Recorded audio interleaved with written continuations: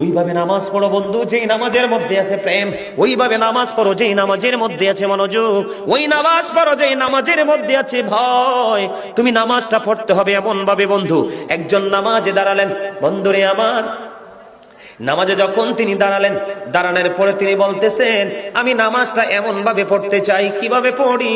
কই আমি নামাজটা এমন ভাবে পড়ি, যখন আমি নামাজে দাঁড়াই আমার কাছে মনে হয় আমি ফুলচেরাতের পোলের উপর দাঁড়িয়েছি।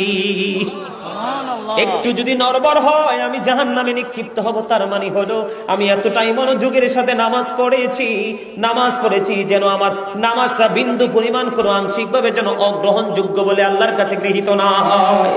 তিনি বলতেছেন, আমার কাছে মনে হয় রে এটা আমার জীবনের শেষ নামাজ। আমি এতটা ভয়, এতটা আতঙ্ক নিয়ে, এতটা তাকওয়া নিয়ে নামাজ পড়ি। আমার কাছে মনে হয় আমার পিছনে যেন আজরাইল দাঁড়িয়ে আছে, ডানে